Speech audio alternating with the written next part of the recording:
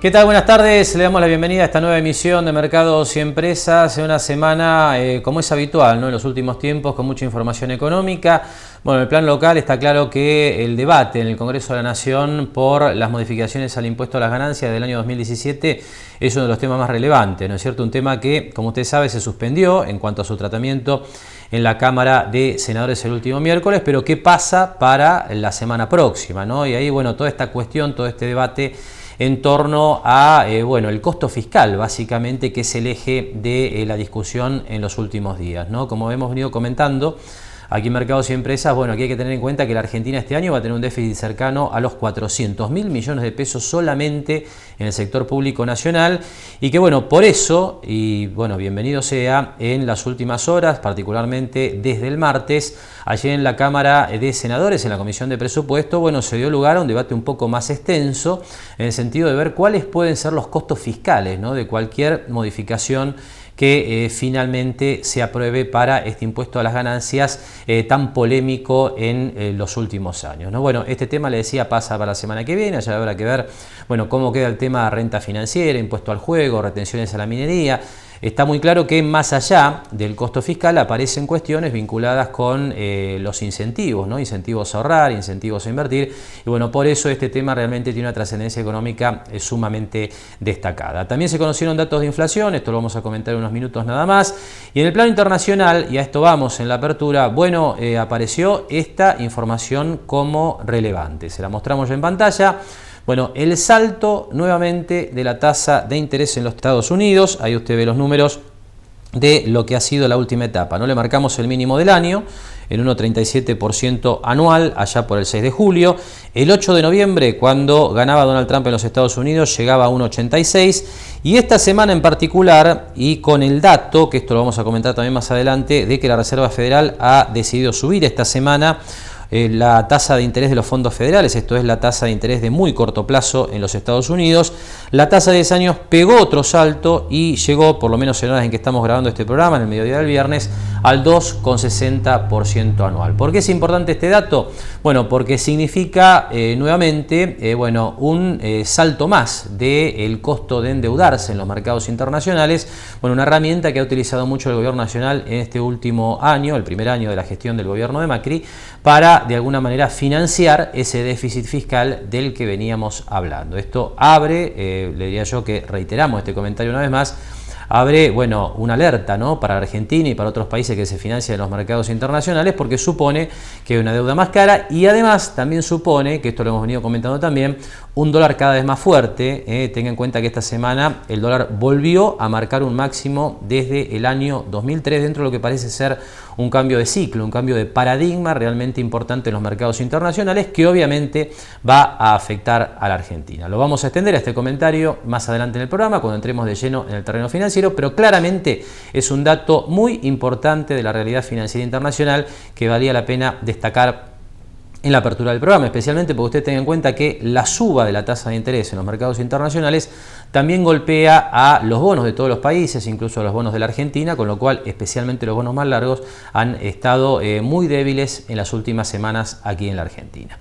Pero en la apertura del programa, como hacemos habitualmente, comenzamos a desarrollar temas locales, y esta semana, ya va avanzando el mes de diciembre, nos estamos acercando al cierre del año, y hemos elegido como camino en los programas que nos queda, ir haciendo balances en distintos sectores de la actividad económica marplatense y en distintas actividades que hemos venido siguiendo muy de cerca a lo largo del año. Así que le proponemos, en esta apertura de Mercados y Empresas, hablar un poco de lo que ha sido el año 2016 para la industria naval. Usted sabe que la industria ha tenido un año muy difícil, atraso cambiario, suba de costos, realmente problemas de rentabilidad importantes, así que claramente es uno de los sectores a monitorear hacia adelante en el curso de la economía argentina. Así que lo que le proponemos ahora entonces es ver cómo fue el año para la industria naval, y lo hacemos compartiendo la charla que teníamos en la semana con Sandra Chipola, presidente de SPI Astillero aquí en Mar del Plata.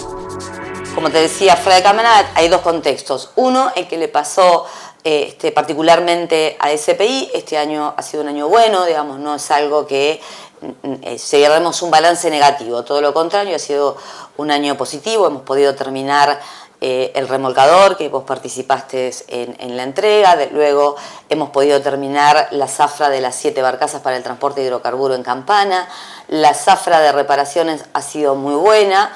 El clima no nos ha acompañado mucho, digamos, esto del cambio climático, un factor que alguno por ahí menosprecia, y a nosotros efectivamente eso nos está afectando y ha generado algunas demoras en términos de los plazos, pero la verdad que estamos cerrando un año que ha sido bueno, digamos, para el año que iniciamos con un grado de incertidumbre importante.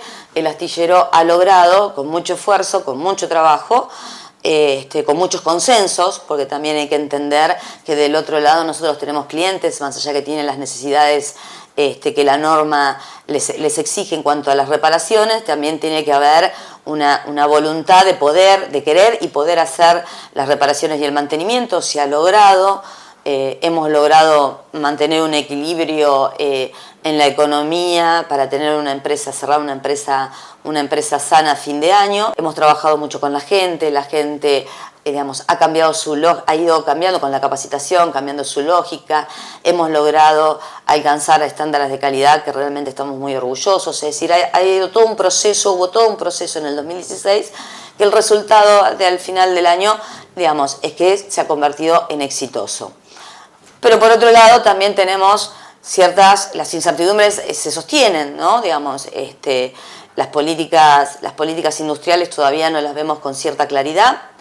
En general, en particular para la industria naval, digamos, como vos sabés, hemos trabajado acompañando a nuestro sindicato en el proyecto de ley que se presentó en el Senado, que obtuvo media sanción y que, si no me equivoco, ahora está siendo tratado en diputados.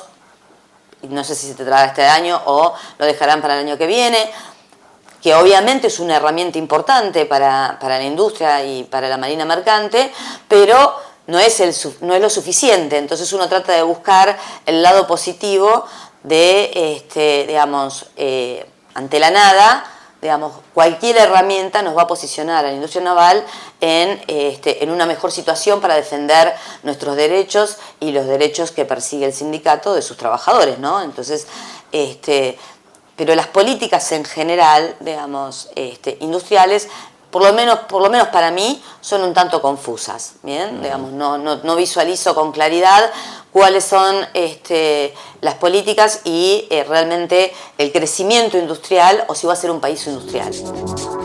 Y lo describía muy bien Sandra Chipola, ¿no? En el sentido de que más allá del año bueno que ha tenido SPI, básicamente por el cierre de algunos proyectos puntuales, ¿no? Que tienen que ver con la actividad propia del astillero, bueno, un año difícil para la industria y con señales, bueno, confusas, poco claras hacia adelante, ¿no es cierto? Es decir, ¿qué rol va a jugar la industria en los próximos años en lo que es la macroeconomía argentina? Es un poco lo que están planteando hoy los industriales del sector naval y también de otros sectores, ¿no? De la industria argentina. Así que, bueno, avanzamos con este tema del segundo tramo de la charla con Chipola y le preguntábamos, bueno, ¿qué políticas a su juicio hacen falta para mejorar el contexto en el que hoy está operando nuestro sector industrial?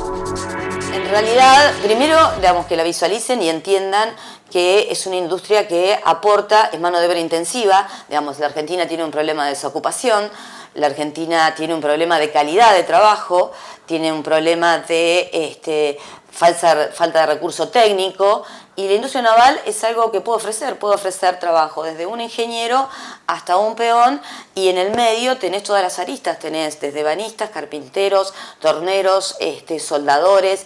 Entonces, si la industria naval crece, digamos, entendemos, y además porque no somos mezquinos, todos los que trabajamos en la industria naval sabemos que nuestro mayor recurso es el trabajo, bien, por eso lo valoramos tanto, al capital y al trabajo, son igual, que tienen que caminar en el mismo sendero. Entonces, y eso no se visualiza, no está, digamos, en políticas, digamos, hablamos de la ley de PYME, las empresas del tamaño como SPI o otros astilleros no entramos dentro de la línea PYME, es decir, que no nos vamos a ver afectados por el beneficio. La carga impositiva y la presión impositiva sigue estando. Entendemos que el Estado Nacional no tiene plata. Entonces, encontrar esa solución pareciera que va a ser muy difícil. Entonces, si nosotros decimos, bueno, necesitamos rebajar las cargas sociales, mejorar la performance del IVA, mejorar el performance de ganancia, la realidad es algo que hoy el Estado pareciera no poder dar. Entonces, esa es la preocupación, porque lo que necesitamos, el Estado está manifestando que no lo puede dar. Ni a nosotros ni a los trabajadores, ¿no? Porque por eso están discutiendo el tema de ganancias. Ahora, en este marco que vos comentás, la industria lo que hoy tiene es un problema de rentabilidad, digamos por un tipo de cambio atrasado, presión impositiva alta, costos internos altos. ¿Este es el problema que hoy afecta a la industria y que por ahí te preocupa principalmente de cara al año que viene? Mira, digamos, el tipo de cambio, digamos, obviamente nosotros estamos ligados a los exportadores. Entonces, cuando el tipo de cambio al exportador le es más conveniente, a la industria naval le va mejor. Eso es un hecho de la realidad. Bien. En términos de carga impositiva, la carga impositiva es importante, no solo para la industria naval, sino creo que para todas las industrias. Y eso genera que en realidad vos estás pensando en inversión, estás pensando cómo vas a cancelar el 931 del mes de diciembre que contiene el SAC. Entonces, pedís un crédito para pagar cargas sociales en vez de pedir un crédito para comprar una máquina nueva. ¿Bien? Entonces, esas son las preocupaciones que nosotros tenemos. Digamos, otro de los comentarios es, te dicen que China no puede ser, digamos, la frase políticamente correcta es que China no es economía de mercado, ¿bien? Pero la realidad es que invade el mercado. Entonces, la Argentina tiene que competir internacionalmente con precios de China y con precios de Paraguay, ¿bien? Digamos, donde la carga impositiva, yo no voy a hablar de salarios porque creo que los salarios, la Argentina tiene buenos salarios y no se trata de bajar salarios, ¿bien? Digamos, se trata de mejorar la performance del costo laboral, que es todo lo que viene al lado del salario, ¿bien? Que es lo que le resulta el peso para el empresariado. Y eso, digamos, se nota. Entonces vos tenés dos economías, una regional que está muy cerca, con fomentos a la instalación de industrias en Paraguay, donde el IVA en vez del 21 es el 10,5, las cargas sociales en vez del 42 es el 26 y ganancias en vez del 35 es el 10, la realidad es que cuando vos terminás perfeccionando un costo, te das cuenta que no podés competir ni con Paraguay. Y como usted ve, la cuestión de fondo en lo que tiene que ver con la actividad industrial en la Argentina es el problema de la competitividad, ¿no es cierto? Es decir, cómo salir a competir al mundo con una presión impositiva alta. Cipolla, bueno, hablaba puntualmente de la comparación con Paraguay, ¿no? Con mejores condiciones en términos de impuesto a las ganancias, del IVA, de cargas vinculadas con el trabajo. Bueno, y además esto sumado por supuesto a la restricción fiscal, es decir, en la medida en que desde el sector industrial o desde otros sectores de la economía se pretenda mejorar, bueno, cuestiones que tienen que ver justamente con los ingresos fiscales, como por ejemplo hacer concesiones impositivas, ahí aparece rápidamente la cuestión del déficit fiscal del que hablábamos, bueno, en la apertura del programa y en programas anteriores, ¿no es cierto? Hoy el gobierno con ese déficit fiscal claramente se tiene que poner duro a la hora de hacer concesiones, pero esto convierte el panorama industrial y otros sectores de la actividad económica hacia adelante como, digamos, con una rentabilidad poco clara o incluso insuficiente como se ve en la actualidad. Decía Sandra Cipolla, bueno, no podemos competir ni siquiera con Paraguay, China además invade mercados, entonces seguramente este es uno de los grandes desafíos de la política económica para los próximos años. ¿Qué puede resolver en ese marco la ley o el proyecto de ley de industria naval y marina mercante que hoy está pasando por el Congreso de la Nación? Sobre este tema conversamos con Cipolla en el último tramo de la charla. Yo creo que algunas las va a resolver. La principal que va a resolver es porque acá hay una disyuntiva. Nosotros queremos, digamos, en la industria en general, ¿no? Pretendemos o queremos o aspiramos a que se construya en la Argentina, ¿bien? Y la realidad es que para que se construya en la Argentina no estamos siendo en precio competitivos, por lo menos tendría que haber un fondo que permita que realmente nosotros podamos salir a ofrecer a nuestros clientes, como hacen en España, digamos, bueno, te construyo un barco y lo pagás en 15 años. Eso como mínimo. Después el empresario argentino va a decidir, bueno, si lo pago más caro en la Argentina porque no están dadas las condiciones para que sea más económico, pero por lo menos tengo el financiamiento. Bueno, la ley entendemos que va a aportar ese financiamiento a la industria naval. La industria naval no ha alcanzado a recuperarse en términos tecnológicos. Necesita incorporar tecnología, innovación, digamos, y eso lo tenés que hacer a través de créditos y créditos blandos de a largo plazo, porque esta industria, no hay nada que pese menos de 500 kilos, entonces todos los elementos que quieras hacer de inversión estamos hablando de mucho dinero. Entonces eso lo estaría aportando efectivamente la ley y estaría dándole a los armadores un crédito para poder financiar la compra de los mismos. Eso por lo menos a nosotros nos da el incentivo que, bueno, en la Argentina hay dos críticas: no somos competitivos con el precio y no hay financiación para la construcción de embarcaciones. Entonces lo que hacen es irse a España, a China, digamos, según el mercado que sea, ¿no? Digamos, si son pesqueros se van a España, si son remolcadores van a China, Vietnam o, digamos, algún lugar de ese sector. Entonces, bueno, listo, nosotros entendemos que el trabajo, el esfuerzo que han hecho los sindicatos industriales en defensa de esta ley tiene que ver con eso. Bien. Y el resto, digamos, creo que si no lo han podido lograr no es por falta de capacidad, sino porque el mismo Estado, vuelvo a decirte, está la discusión de ganancias. Imagínate nosotros una industria que ni siquiera una política industrial y la industria naval no está siendo visualizada, pretender un régimen de promoción fiscal no es lo que estaría encuadrando en el pedido en este momento. Muy bien, Sandra, te agradecemos mucho, como siempre, tu tiempo, bueno. Y te deseamos un buen cierre de 2016 y un mejor 2017. Gracias a vos, y la verdad que para todos los marplatenses que estamos pasando momentos raros, momentos de ponernos las pilas, la verdad que estamos acá, somos marplatenses y hemos convivido todo tipo de gobiernos de distintos colores, así que a festejar y a saber que lo único que nos saca de una situación compleja es el trabajo.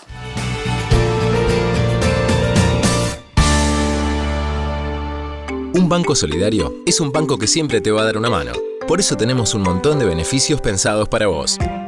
Conocelos en cualquiera de nuestras filiales en todo el país o en bancocredicop.com. Banco Credicop Cooperativo, la banca solidaria. Lo esperamos en Mar del Plata Bursátil para asesorarlo en su mejor alternativa de inversión o financiación para su empresa o negocio. De lunes a viernes, de 10:30 a 17:30 horas en Corrientes 1723, teléfono 561-6000, www.mdpbursátil.com.ar. Grupo Petersen, desde 1920, construyendo el país.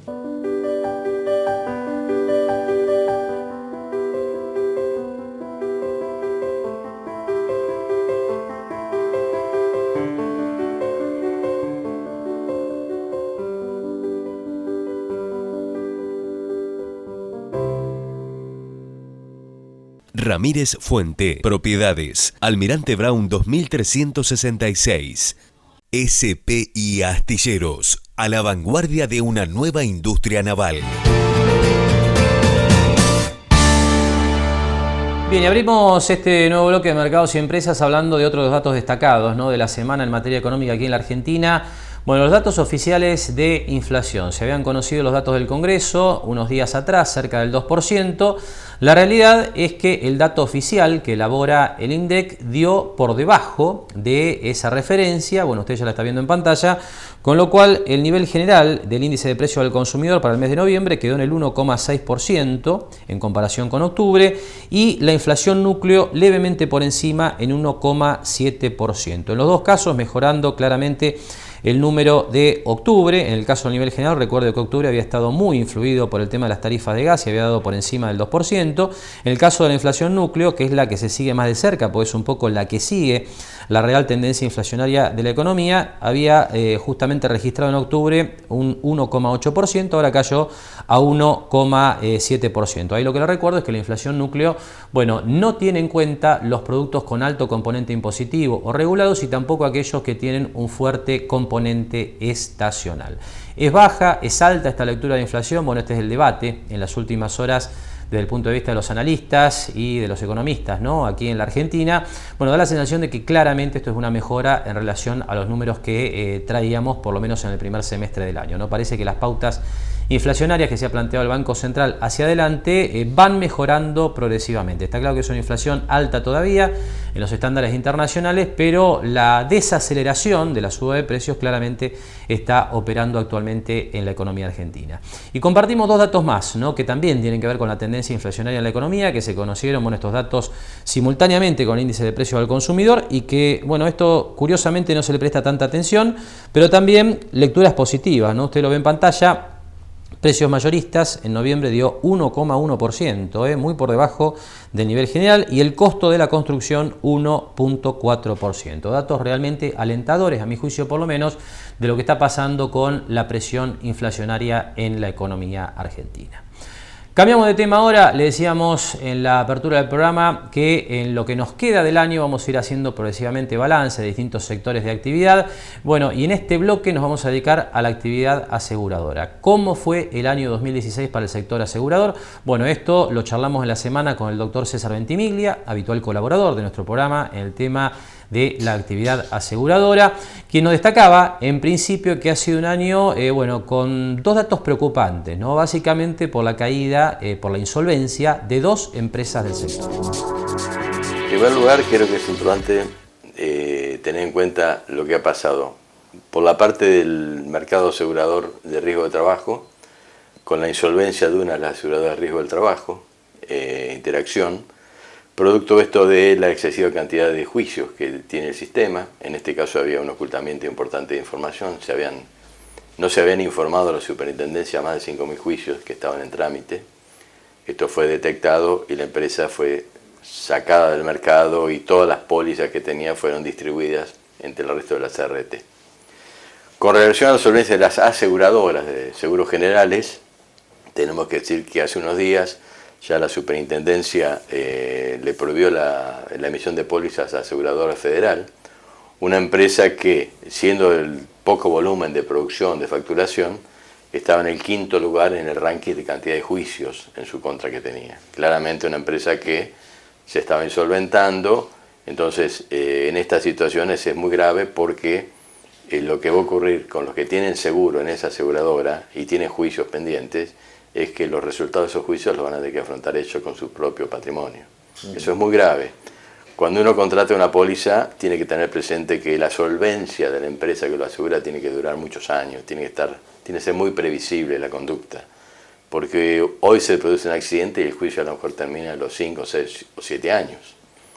Y en este caso de estas empresas que están primeras en el ranking de juicios y que no tienen mucho volumen de producción y que no tienen claramente un gerenciamiento profesional, lo más probable es que los que padecen demandas y están en esas empresas tengan que afrontar las consecuencias de los mismos. Y generalmente estamos hablando de juicios grandes, de juicios en donde hay vidas humanas o lesiones graves en cuestión, de manera que no es un tema menor.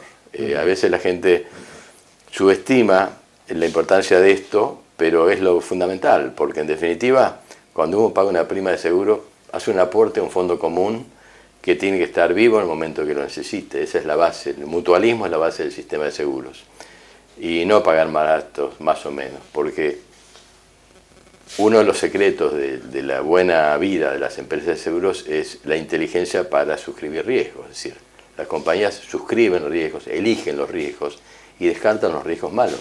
Y eso es bueno para los asegurados, porque los riesgos malos son los que pueden tener siniestros, los que pueden afectar la solvencia de la compañía y en definitiva los que encarecen las primas. Ahora, viendo lo que ha ocurrido con estas dos compañías, César, ¿hay otras que pueden estar en una situación de vulnerabilidad? ¿Ustedes cómo ven esto? Sí, yo aconsejo entrar en la página web de la superintendencia, tiene muy buena información, hay un capítulo que se llama información pública o denuncias y reclamos. Es importante, es muy importante entrar, no cuesta nada, todo el mundo tiene acceso a internet, se entra con las siglas de la superintendencia, SSN, y es importante recorrerlo y buscar estos indicadores. Yo creo que los indicadores de cantidad de juicios y de solvencia patrimonial son claves. Si hay empresas que, por ejemplo, son la número 1 en responsabilidad patrimonial, en patrimonio neto, y no son las primeras en facturación. Este es un dato muy bueno. Están entre las 5, 6, 7 primeras, pero tienen espaldas muy anchas. Esas son las empresas confiables. Y un tema sin duda para prestarle mucha atención, ¿no es cierto? Nos decía el doctor César Ventimiglia que las empresas sanas, bueno, claramente son las que evitan llevar los reclamos a juicio, que arreglan en el corto plazo y pagan justamente los siniestros, y bueno, en sentido contrario, aquellas empresas que tienen dificultades en cuanto a liquidez básicamente, o incluso en cuanto a solvencia, bueno, lo que hacen es estirar justamente el pago de los siniestros llevando esos casos a juicio, con lo cual, bueno, obviamente tiran la pelota para adelante. Y el problema de todo esto, sin duda, es que, como decía Ventimiglia, en el caso de que una aseguradora sea insolvente, sea suspendida y no tenga patrimonio para hacer frente a los reclamos, claramente, bueno, el peso, la carga económica de los siniestros cae en la espalda del asegurado. Todo un tema para seguir de cerca, como decía Ventimiglia también. Bueno, esto se puede ir estudiando, se puede ir monitoreando a través de la información pública que hay en la Superintendencia de Seguros de la Nación. Esta está publicada en su página web, así que sugerimos, bueno, básicamente ir mirando periódicamente estos datos. Otro de los elementos importantes en lo que ha sido el año 2016 para la industria aseguradora ha sido la judicialización del sistema de riesgos de trabajo. Un tema que ya venía de los últimos años, que había tenido un intento de solución también allá por el año 2014 aproximadamente, con una reforma del sistema de ART, pero esto no alcanza y ya se está hablando nuevamente de un proyecto para reformar el sistema de riesgos de trabajo. Bueno, el año dejó una preocupación importante porque se sigue creciendo el número de demandas que hacen los obreros, los empleados contra sus ART por considerarse insatisfechos con la oferta de indemnizatoria.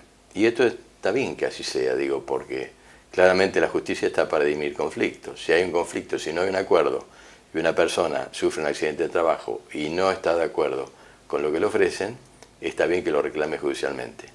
Ahora, ha habido casos, y acá donde se habla de la industria del juicio, en donde ni siquiera se ha hecho el reclamo administrativo, con lo cual hay claramente una inducción a iniciar la demanda hacia el propio trabajador, que en definitiva conspira contra la velocidad de cobro de su propia indemnización. Los proyectos que están dando vuelta en el Congreso tienen que ver con reducir drásticamente la judicialización, para lo cual creo que es interesante la propuesta que está haciendo, en este caso, la propia gente de la Superintendencia de Riesgo del Trabajo. Se le va a dar carácter obligatorio a la intervención de la comisión médica y carácter de cosa juzgada, técnicamente habría que explicarlo, pero se entiende el concepto, a los dictámenes de la misma. Para lo cual tiene que operar rápidamente, tiene que ser accesible, porque no todos los empleados están en un lugar donde geográficamente hay una comisión médica. Hay que facilitarle al obrero el traslado, la rápida atención, y de esta manera se va a llegar seguramente a un arreglo razonable en donde la indemnización va a ser atractiva y va a renunciar al reclamo judicial. Esto de alguna manera repite la historia de la anterior ley de accidentes del trabajo, una ley que era de principios de 1900, la número 9688, que en la década del 90 fue reemplazada por la ley de ART justamente porque la ley preveía indemnizaciones bajas, las incapacidades eran importantes y la vía del reclamo civil terminó siendo sustitutiva de la indemnización de la ley de accidentes del trabajo. Cuando se cambia el sistema se tuvo en cuenta ese problema, estamos hablando de los años 95, 96, hace 20 años, pero claramente se está incurriendo en el mismo error. Es decir, la excesiva judicialización tiene que ver con que la respuesta que le da la aseguradora al trabajador es insatisfactoria y hay que buscar que compense realmente este reclamo. En lo que sí se ha avanzado, y esto es importante destacar, es en la medida de prevención. Es decir, hay menos accidentes y en esto tiene mucho que ver la política de seguridad, higiene, de prevención de las ART que hacen suscribir compromisos a sus aseguradas para en determinado plazo ir cubriendo las medidas de seguridad. Esto es un avance en relación con la gestión anterior, con la vigencia de la anterior ley.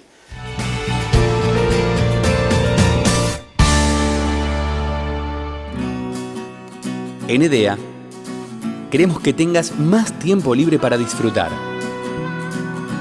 Por eso, te presentamos EDEA Móvil. una aplicación gratuita para hacer trámites y consultas desde tu celular o tablet. Descarga EDEA Móvil y disfruta tu tiempo. EDEA, conectados con vos. Espatolero y Lorenzo Inmobiliaria. Desarrollos inmobiliarios. Participe por su unidad 100% en pesos y en cuotas. Conozca nuestros 20 emprendimientos ingresando a www.espatoleroylorenzo.com. Organización Ventimiglia. Productores asesores de seguros. Agentes del grupo asegurador La Segunda. Experiencia y profesionalismo.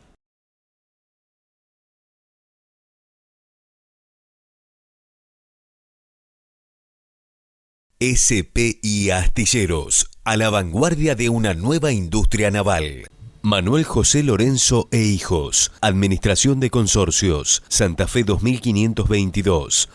Jauregui Berri, Di Genaro y Asociados. Asesoramiento jurídico tributario. Rawson 1857, segundo piso. Teléfono 410-7666 o 410-7999.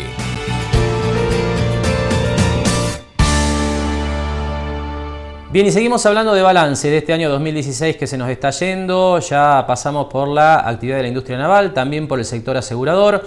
Ahora tiempo de hablar de la propiedad horizontal, un tema que hemos venido monitoreando todo el año con la colaboración habitual del doctor Juan Antonio Costantino. Y bueno, en relación a lo que ha sido este año 2016, Costantino en principio destacaba las mejoras operativas que tienen que ver con la vida diaria de los consorcios, de las asambleas. Bueno, mejoras que ha introducido el nuevo Código Civil y Comercial que está vigente desde el 1 de agosto del año 2015. Desde mi punto de vista, a partir del dictado del Código Civil y Comercial que entró en vigencia el 1 de agosto del año pasado y que incorporó específicamente a la propiedad horizontal como de nuevo derecho real, desde mi punto de vista se optimizó el funcionamiento del sistema en la parte operativa. ¿Qué quiere decir esto? Que con la incorporación del nuevo derecho real se pasó de 17 artículos de la Ley 13.512 a 42 artículos en el nuevo Código Civil y Comercial. ¿Qué quiero decir con esto? Que esta ampliación del marco normativo en la parte legal trajo incorporada un montón de doctrina y de jurisprudencia que muchas veces el administrador, los consejos de propietarios o los propietarios no podían estar al tanto de qué era lo que la doctrina y la jurisprudencia habían dicho sobre 17 artículos. Pero ahora, gran parte de esos criterios doctrinarios y jurisprudenciales fueron incorporados a la ley, con lo cual la lectura de la actual normativa facilita la comprensión para todos los integrantes del espectro de la propiedad horizontal. Esto quiere decir que desde mi punto de vista las reglas son más claras, son más inteligibles para cualquiera. El lenguaje con el cual ha escrito el legislador, ya lo dijo Lorenzetti, que presidió la comisión reformadora, es un lenguaje más llano, más dirigido a la gente, no tan técnico, y por lo tanto es mucho más comprensible el contenido de la normativa, y eso ha hecho que, por ejemplo, los integrantes del Consejo de Propietarios sepan con claridad cuáles son sus funciones, sepan ellos, los propietarios y los administradores, cuáles son los derechos y las obligaciones de los administradores, sepan todos ellos en conjunto cuáles son los derechos y obligaciones de los propietarios, porque antes no estaban escritos y ahora sí están escritos. Entonces eso facilita la asimilación y el conocimiento, porque ahora uno está en condiciones de decirle, mire, esto es así, no porque lo dijo la jurisprudencia de Lomas de Zamora o la jurisprudencia de Mar del Plata, sino porque está en el texto de la ley. De la misma manera, esta situación ha incidido en el desarrollo de las asambleas, porque ahora el desarrollo de las asambleas, que antes el artículo 10 de la Ley de Propiedad Horizontal no decía absolutamente nada, ahora está en un contenido normativo bastante extenso que cualquier persona puede, siguiendo el hilo de la lectura, comprender cómo va a funcionar y cómo funciona y cómo debería funcionar un acto asambleario. Y todos estos cambios normativos, estos conceptos que han sido introducidos en el nuevo Código Civil y Comercial en relación a la propiedad horizontal, están incluidos en lo que ha sido el nuevo libro que el doctor Juan Antonio Costantino ha editado durante el año 2016. Usted ya está viendo justamente la tapa de este libro en pantalla. Bueno, un libro que justamente hace un repaso de cómo ha quedado el marco normativo de la propiedad horizontal en el nuevo Código Civil y Comercial de la Nación, un libro que ha sido editado por Editorial Hammurabi. Y bueno, en la segunda parte de la charla con el doctor Juan Antonio Costantino hacíamos referencia a las cuestiones económicas que han caracterizado este año 2016 en el régimen de la propiedad horizontal. Allí aparece el tema de la mora en el pago de expensas, también el cumplimiento de algunas normativas que tienen que ver con el mantenimiento de los edificios y el tema del gas, ¿no?, que ha sido realmente preocupante en lo que tiene que ver en términos generales con la vida de los consorcios y de los edificios aquí en la ciudad de Mar del Plata. Se ha notado la incidencia de la mora en el pago de las expensas, porque como ocurre en alguna medida, haciendo un paralelo con el pago de impuestos y servicios o tasas municipales, ante la escasez de dinero, la gente, por supuesto, primero va a pagar la luz, después el gas y después la tarjeta de crédito. ¿Bien? Y deja para cuarto lugar el pago de las expensas. Sobre todo y en mayor medida cuando se trata, como sucede en Mar del Plata, que gran cantidad de unidades funcionales están desocupadas porque los propietarios no viven en la ciudad. Entonces, al no habitar el edificio y vivir en otro lugar, en otra provincia, le dan prioridad al pago de las expensas del edificio donde están viviendo y no de la segunda unidad de vacaciones. Entonces muchas veces el propietario en estas condiciones espera el verano para ver si puede alquilar y con eso ponerse al día. También estamos viendo cómo ha aumentado el cumplimiento de las ordenanzas de mantenimiento edilicio. Hoy no hay ninguna calle por la cual uno transite que no vea que se está trabajando en el frente, y esos son volúmenes de contratos de 800, 900 mil pesos para arriba en el mantenimiento edilicio. Lo mismo con otro tema bastante conflictivo, que afecta mucho a la gente, que es el tema del gas. Continúan muchos edificios sin el servicio de gas. Hay otros que están intervenidos, o sea que provisoriamente están funcionando a condición de que terminen las obras, y esas obras son muy caras desde el punto de vista económico. Seguro. Ahora, doctor, desde el punto de vista de lo que es la gestión de estas cuestiones, ¿cómo ve usted que está funcionando en cuanto a su eficiencia, en cuanto a las buenas prácticas, la tarea de los administradores? ¿Qué ha visto usted a lo largo de los últimos tiempos? La incidencia que tiene ahora el Consejo de Propietarios en el control del administrador, si el Consejo de Propietarios es bueno, si el Consejo de Propietarios está integrado por personas dedicadas, están empujando mucho a que el administrador cumpla con las obligaciones que tiene que cumplir en forma más expeditiva. Uno de los grandes secretos es tener un buen Consejo de Propietarios que motorice la gestión que tiene que cumplir el administrador, que es el último responsable del estado de situación, ¿bien?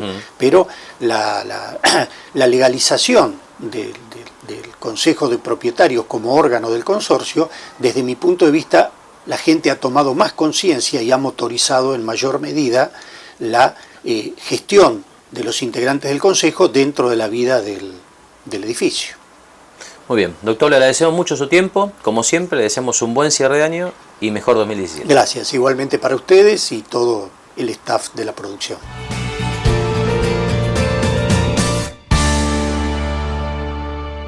Lo esperamos en Mar del Plata Bursátil para asesorarlo en su mejor alternativa de inversión o financiación para su empresa o negocio. De lunes a viernes, de 10:30 a 17:30 horas en Corrientes 1723, teléfono 561-6000, www.mdpbursátil.com.ar. Un banco solidario es un banco que siempre te va a dar una mano. Por eso tenemos un montón de beneficios pensados para vos. Conocelos en cualquiera de nuestras filiales en todo el país o en bancocredicop.com. Banco Credicop Cooperativo, la banca solidaria. Organización Ventimiglia. Productores asesores de seguros. Agentes del grupo asegurador La Segunda. Experiencia y profesionalismo. SPI Astilleros. A la vanguardia de una nueva industria naval. Ciano y Asociados SRL. Administración de Consorcios. San Lorenzo 3391, Mar del Plata. Jauregui Berry, Di Genaro y Asociados. Asesoramiento jurídico tributario. Rawson 1857, segundo piso. Teléfono 410-7666 o 410-7999.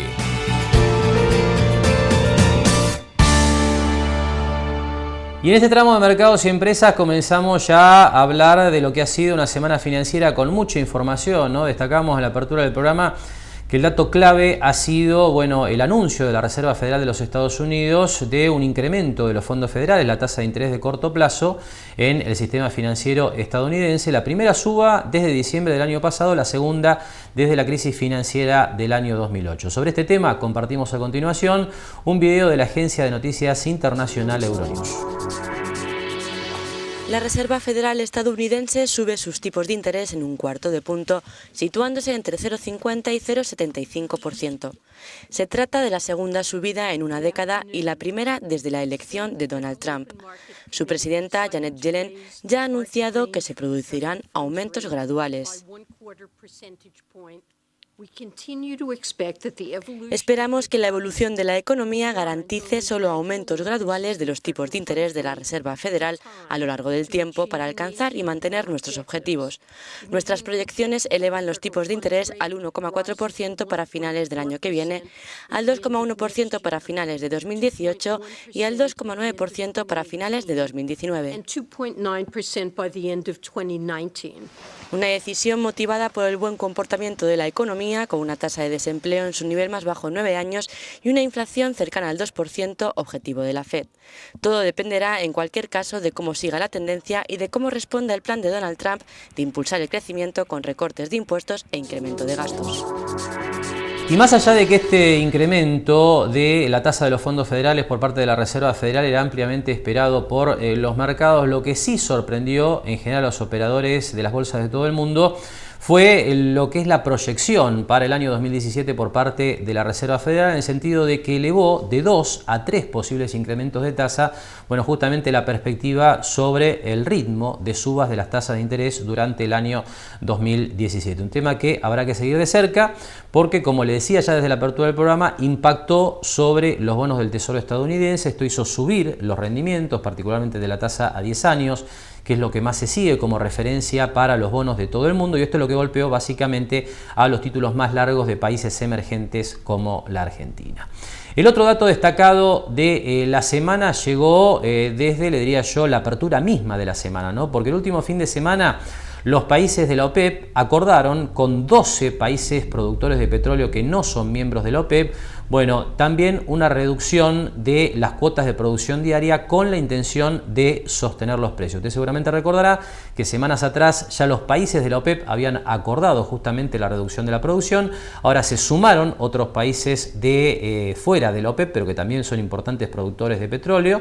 Y bueno, a partir de allí, durante la semana tuvimos también al petróleo en alza. Sobre el tema, compartimos a continuación un informe de la agencia de noticias internacional Deutsche Welle. Una vez firmado el acuerdo, habrá que ver si se respeta. Rusia, que hace 15 años incumplió su promesa de cortar la producción junto con la OPEP, deberá ahora reducir claramente la cantidad de petróleo que genera. Creemos que el acuerdo de hoy podría acelerar el reequilibrio del mercado, lo que ya ocurre mientras conversamos. Eso ayudaría a estabilizar los mercados petroleros, reducir la volatilidad y la especulación y a incrementar el activo para los inversionistas de la industria petrolera global. Hace un mes, la OPEP acordó reducir la producción en 1,2 millones de barriles por día a partir del 1 de enero. El ministro de Energía de Arabia Saudita dijo que Riad podría practicar una disminución aún más drástica. Y según avanzamos, mantendremos siempre ese tope, pero no hay garantías de que no nos vayamos a situar por debajo a consecuencia de las fluctuaciones del mercado. Tampoco superaremos el límite pactado mientras mantengamos este acuerdo válido por 6 meses. El grupo de países no miembros de la OPEP acordó reducir su producción en 558,000 barriles diarios, el mayor acuerdo logrado por esas naciones hasta ahora.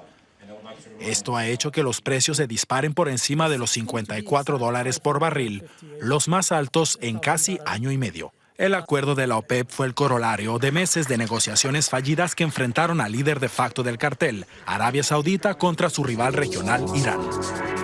Y si bien existen algunas dudas, ¿no?, en relación al efectivo cumplimiento de estos acuerdos que se han dado en los últimos días entre los países productores de petróleo, bueno, justamente el barril de crudo avanzó en la semana y está terminando el WTI en los Estados Unidos en la zona de $52 por barril. Bueno, y pasamos ahora, antes de comunicarnos directamente con Mar del Plata Bursátil y desde allí contarle cómo impactó todo esto en la semana en la bolsa, pasamos a ver cómo quedaron las tasas en la última licitación semanal del EVAX. Y como usted ya ve en pantalla, bueno, no hubo prácticamente cambios. La tasa más corta 24,75% anual, la más larga 22,88%, siempre muy por encima de lo que se está pagando en bancos del sistema financiero argentino por plazos fijos minoristas y mayoristas. Hacemos ahora una nueva pausa y después de esa pausa ya entramos en comunicación telefónica con Mar del Plata Bursátil para contarle cómo impactaron todos estos datos en la bolsa argentina. Esto después de la pausa.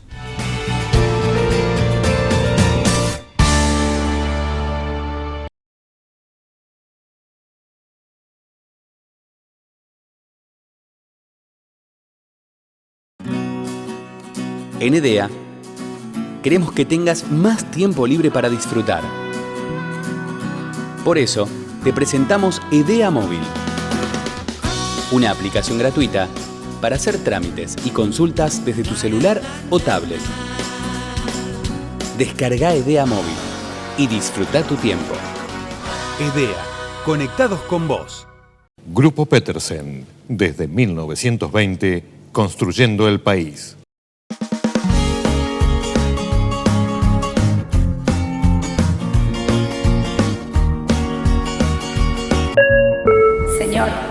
Señor, ¿necesita ver algo más? Sí, me gustaría.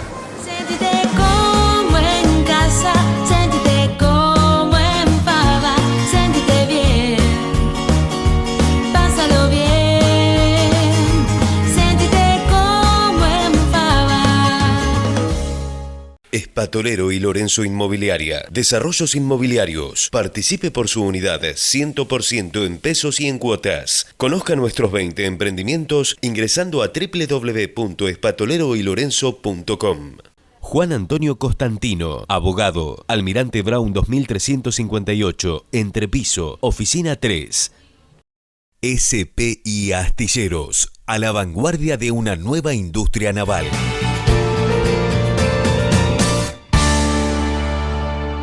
Bien, último tramo de mercados y empresas y tiempo entonces de comunicarnos ya con Mar del Plata Bursátil. Allí nos recibe, como habitualmente lo hacemos, bueno, Adriana Figliolo. Adriana, ¿cómo te va? Muy buenas tardes. Hola Marcelo, buenas tardes. Bueno, contanos un poco cómo viste la semana ahí en la bolsa, ¿no? Porque adelantábamos en el bloque previo que, hubo dos datos muy importantes desde el plano internacional. Uno, la suba de tasas de interés por parte de la Reserva Federal.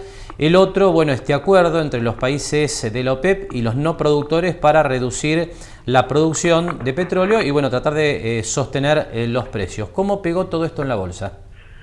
Bueno, en realidad fue una semana de baja, no muy pronunciada, porque termina el día con un 0,50 o 0,70, pero en realidad se vio una continuidad, ¿no? No hubo rebotes en el medio. Y bueno, nosotros lo que vemos es que, bueno, es como todo, ahora el Merval está en 16.600 aproximadamente, y en realidad no es una baja importante, lo que se nota enseguida es como falta de interés, entonces se contrae el volumen, lo que vemos principalmente es eso, APBR también ha bajado a raíz de que, bueno, también bajó por el efecto Brasil, aparte como que no le influyó tanto la suba del petróleo de esta semana y sí afectó más el tema de que parece como que siempre hay comentarios de que es la punta de la corrupción, lo que se ha descubierto y Temer, bueno, en general el panorama es ese, pero bueno, en diciembre normalmente siempre es un mes bueno, pero con tantos temas externos que hay, amén de los internos y las discusiones y las votaciones, bueno, realmente esta semana ha sido muy tranquila. Y al subir encima el miércoles la tasa, aunque sea en esos 0,25 puntos, de 0,50 a 0,75, afectó también a los bonos. En pesos ha quedado neutralizado porque el efecto de la suba pequeña del dólar que hubo, en general en pesos no se nota la caída. Lo que más se puede ver es la caída que hay con relación al dólar, o sea, lo que nosotros llamamos la paridad del bono, ¿no es cierto? Pero bueno, son momentos del mercado y así como hasta hace un mes no había noticia mala que volteara la bolsa o que dijera, uy, hoy va para abajo, bueno, esto pasa así, o sea, son periodos de corrección. Ahora, Adriana, hubo un dato, un hecho destacado de la semana que me parece interesante que comentemos más allá de nuestra rutina de transmitir un poco lo que pasa en el mercado de acciones, de bonos, de letras del Banco Central, que es que hubo una nueva colocación de letes en dólares, ¿no? Y ahí me parece que es interesante destacar el atractivo que tiene este tipo de colocaciones para aquellos que se quieren dolarizar. Últimamente tenemos un movimiento dolarizador otra vez dentro de lo que es el sistema financiero e incluso en general en el mundo, el dólar está muy fuerte. Y bueno, ahí las letes tienen algunas ventajas, ¿no? ¿Por qué no nos contás cómo es eso?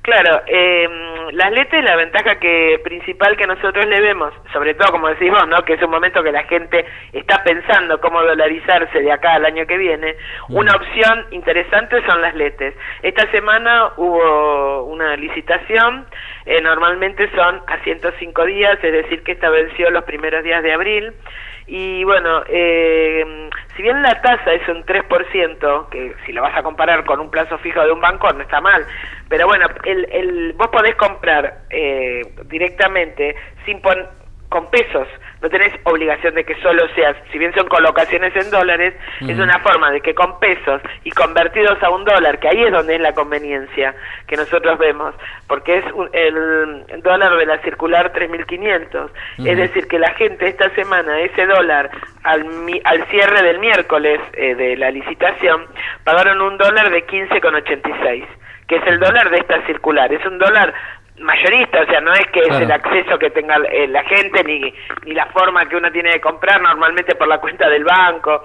Entonces, nosotros lo que vemos es que 15,86, si le afectás ese 3% anual al precio, te queda un dólar de 15,75, que es más que conveniente. O sea, nosotros estábamos observando que es más alto el precio hoy de una 17, que normalmente es nuestro precio de referencia para comprar el dólar, que o sea, por eso en este momento, si hoy me tuviera que decir me quiero dolarizar o comprar dólares de acá, y si podés esperar hasta el 3 de abril, suponete como fue de esta semana, la verdad que la opción quedó más que interesante, ¿no? Bien, Adriana, y ya que entramos en el terreno de los bonos, bonos en dólares, ¿no? Hay algunos que han quedado con tasas sumamente atractivas, ¿no? Este tema de que la Reserva Federal haya subido la tasa de interés, de que vengamos de un proceso ya de suba de tasa de interés desde te diría yo, prácticamente la victoria de Trump en las elecciones estadounidenses. Bueno, esto ha golpeado los bonos en dólares, esto ha hecho bajar la cotización, con lo cual los rendimientos son atractivos, ¿no? ¿Cómo estás viendo los bonos del tramo mediano y largo ahí de la curva, ¿no? Ponerle un 2024. Sí, nosotros vemos que con esta caída que hubo vuelven a estar atractivos los bonos, porque nos resultaba un poco difícil a veces decir, bueno, ¿cuánto te daba el bono? Nada, viste, había cambiado mucho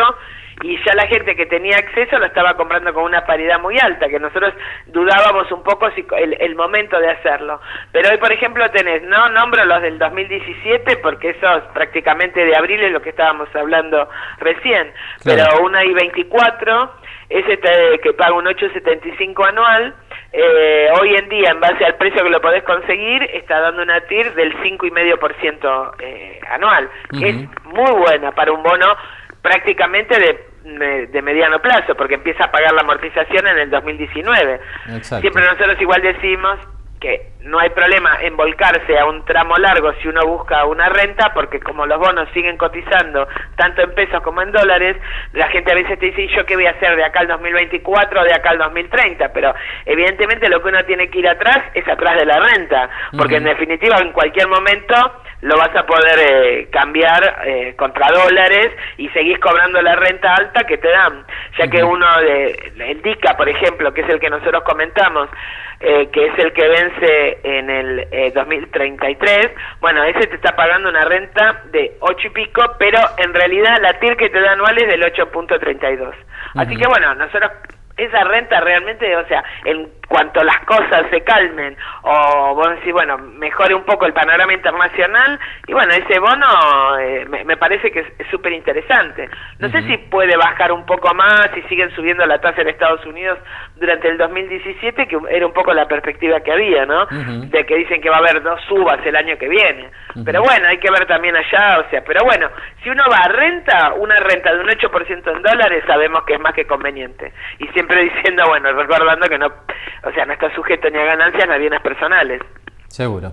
Muy bien, Adriana, te agradecemos mucho todos estos comentarios, muy clara como siempre, así que bueno, seguramente estaremos en contacto el próximo viernes, te deseamos por lo pronto muy buen fin de semana. Bueno, Marcelo, gracias, hablamos el viernes, hasta luego. Conversamos entonces con Adriana Figliolo directamente desde Mar del Plata Bursátil con el resumen de los datos más destacados, ¿no?, de la semana allí en la bolsa. Y ahora, bueno, justamente le ponemos en un solo cuadro la información sobre los rendimientos de los principales bonos en dólares de la Argentina que hoy cotizan en la bolsa. Y como usted ve en pantalla, bueno, el Bonar 10 continúa con un rendimiento del 0% anual, ¿no es cierto? Esto lo comentábamos ya en los últimos días, en el sentido de que este bono es muy demandado básicamente porque va a servir para cancelar el impuesto especial de blanqueo en el primer trimestre del año 2017 con una alícuota del 10%, siendo que en el primer trimestre del año próximo, si no se cancela con este título o con el Global 2017, bueno, la alícuota se va al 15%. Por eso este título actualmente no ofrece rendimiento alguno. Sí hay rendimientos interesantes, como comentábamos con Adriana Figliolo, en el Bonar 2024, 5,60% anual, el último registro que tenemos, y el bono de descuento que vence en el año 2033, 8,30%. Rendimientos realmente muy atractivos, pero claro, habrá que ver cuál es el punto óptimo de entrada, el punto óptimo de compra en medio de las actuales turbulencias, ¿no?, de los mercados financieros internacionales. Decíamos que la suba de la tasa a 10 años en los Estados Unidos genera justamente bajas en los títulos de países emergentes como la Argentina, con lo cual, bueno, actualmente le diría que los analistas están viendo de cerca estos movimientos, porque realmente, si bien los títulos están con rendimientos proyectados atractivos, bueno, es posible ver algunas turbulencias adicionales en las próximas semanas. Con este comentario estamos cerrando, le agradecemos que nos haya acompañado una semana más con Mercados y Empresas y nos despedimos, como hacemos habitualmente, hasta el próximo sábado a la hora 18. Gracias y muy buen fin de semana.